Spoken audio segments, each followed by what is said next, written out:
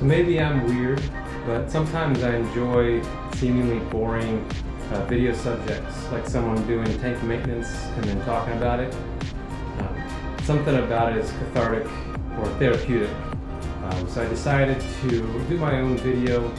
This is pretty much the 2-month mark since I transferred everything over at the time of recording this. So if no one tunes in or you guys find this boring, that's okay. At this point, this kind of video, I'm kind of doing it for myself. It keeps me accountable. I enjoy making the videos, so if anyone out there enjoys these, that's also a bonus. But I promise I'll do some videos that people have requested. First up, I got what I hope to be my last batch of corals. Cherry Coral's my go-to vendor. Had a live sale recently, so I picked up these nice frags. Everything I get from them is always chunky, healthy, grows quick. Every acro I've got from them just, hit the ground running. Now that I have larger colonies, if I put just one little frag up here, it's just gonna get lost and I'm not really gonna notice it for a year until it starts to grow out. So I decided for things I like, I'm gonna buy either the biggest frag I can, or I'll buy 2, put them close together. So I've heard people mention that, as acropora grow, they kind of encrust or grow slowly till they hit like this critical mass. And then once they hit that critical mass, they start to really grow. I've kind of seen that with like blue tort. The Oregon blue tort grows very slowly. And then once it hits a certain size, it just takes off.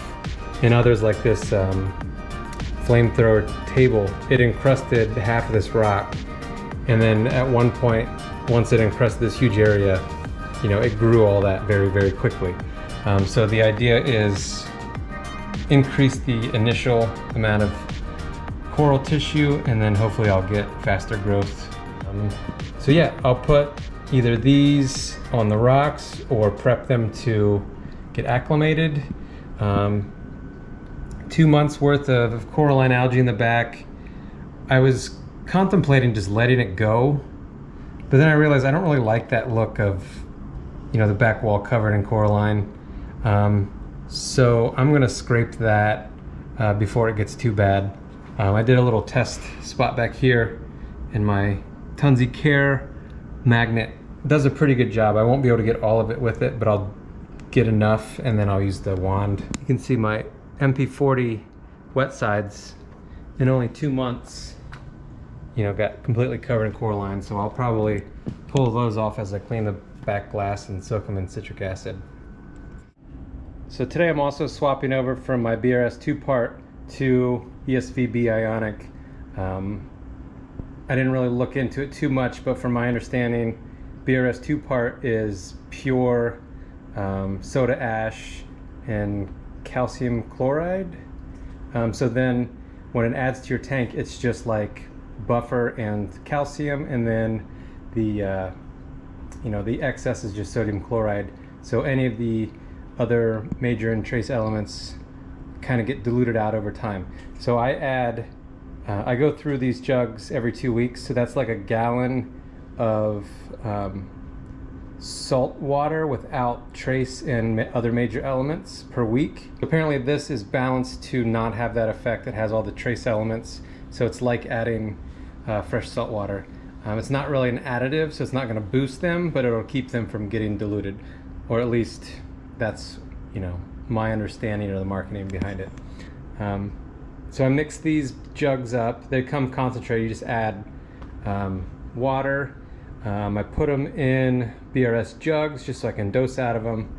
One thing I do is I label every piece that I use. So the bucket is labeled, the lid is labeled, each funnel is labeled, the jugs and their caps are labeled, so I don't mix anything. If you're new, if you mix buffer with calcium, you get a precipitate, and that's not easy to dissolve out. So I try to do my best to keep them from getting into contact until they're added to the tank. Some coral updates. I had a big pink lemonade colony up here, and then when I got back from vacation, there was one branch in the back that started to RTN, and I must have caught it the day it happened. So I quickly snipped that branch off about 2 inches down from where the tissue was dying, and then quickly snipped a frag from a non-affected area. And then I let that go for a day or two, and it started another branch, and I clipped that, started another branch. So after 2 or 3 days, I realized, you know, this thing is going. So then I took the whole colony out, chopped it up. Hopefully, you know, I was gonna save 4 or 5 big chunks. So now, as of today, the only thing alive is that initial frag that I took. So it's doing all right. So hopefully it'll bounce back, and I didn't lose the coral, but the colony's gone. I must have pissed off the reefing gods, because the day after I recorded this, and as I'm editing, the Tyree pink lemonade frag ran. So no more pink lemonade in my tank, so rest in peace. On the bright side, it created up this big opening, so I can kind of rearrange some things and put something else there for now. I had Reef fuzzy navel frag as well die while I was on vacation. It was looking pretty rough. Before I left, it was like kind of turning dark and gray, so that didn't surprise me. And then this Battle Corals Mr. Neutron is not dead, but it's very light and almost bleached looking. So it was funny that my yellow Acropora were the only ones affected over the vacation, while everything else like is looking killer, putting on mass. Like all these new growth tips, you know, this thing has grown a few inches on each tip over the last 2 months. Same with the green Slimer. Everything else is encrusting nicely. So there's just the yellow Acropora. What happened, I believe it might have been a mix of things. My calibration solution for my refractometer was like off. So I've been using it for a while. I bought a new solution. It was showing a 2% difference. So I normally set my new salt to 35%. The new calibration solution was saying my salinity was 35% or 37%. So I didn't know which was right. So I bought a glass hydrometer and realized that the new one was right, and I've been running my tank at 37% for the last couple months. So I've been bringing my salinity down, so that might have been a stressor. And then also over vacation, my tank sitters couldn't come as often as I hoped, so the tank didn't get fed as much. And then when I got home, I tested my phosphate and nitrate. My phosphate was at 0.01 and my nitrate was 0.0. So that could have also been a contributing factor. You know, so with nutrients going down, I recently bumped my lights up another 5%. So low nutrients, higher light, probably stressed out some of the coral, while others were happy at the change. About every other water change, I will take a MaxiJet 1200. I'll blow off the rocks, get all the detritus out of the rock so it doesn't build up. And then, since I don't use mechanical filtration, I'll put this polishing filter in, let this run for a few hours, and then this should clear everything up. The way I have my power heads, all of my detritus settles just in this spot here. So that makes it easy when I go for a water change. I'll just suck out that crap. And then also in my sump, it'll accumulate under this rack. So I can just pull that rack up, suck out all that stuff, and then no more detritus. When I clean my MP40 wet sides, I'll soak it in citric acid for about 2 hours, 3 hours. So I'll clean it really well, you know, get all the chlorine and hair algae off, get all the bacterial film from on this side. I'll check to make sure there's no cracks or bubbling in the magnet.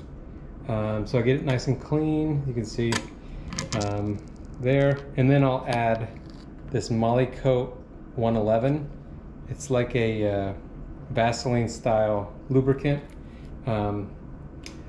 I remember there was a thread, I think on Reef a while back, where people were trying to figure out what lubricant Ecotech used on these, because if you buy a new one, they have some sort of lubricant on them, but they wouldn't really tell you what it was. But someone found out what it was and put it on there, and it was this Molykote 111. So I've been using this since I figured that out like 6 or 7 years ago. This wet side is the original wet side from when the MP40 QDs came out, like 6 years ago, I think. Still runs well. It's not as quiet as new, but it's still quiet enough if I run it below like 70%. And I think that it might be from you know, regular maintenance and using that lubricant. So as I'm making this about longevity of these wet sides, I inspected and noticed this one has a nice crack right there. I don't know if it's all the way through, but I did notice some rust on the tip here. So it made me kind of inspect this more, and then yeah, that's when I saw that crack. So it looks like I will be replacing either the MP40 or maybe just the wet side. I'm not sure yet. So my maintenance is done. Tank looks good, still a little cloudy. Polish and filter took most of it. Kind of bummed that my MP40 wet side that was 6 or 7 years old cracked, as I talked about how long I've had it. But they're only $90 to buy a new one, so I might do that. I might swap it out for a Nero 7. I'm not really sure yet. But I got enough flow for the meantime. Hopefully the frags that I mounted will do well where I put them. Put the orange creamsicle here where the fuzzy navel was that died.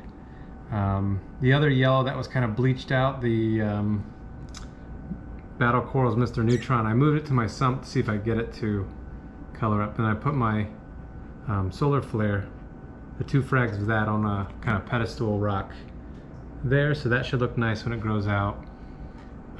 Pink Floyd down here, hopefully it'll color up.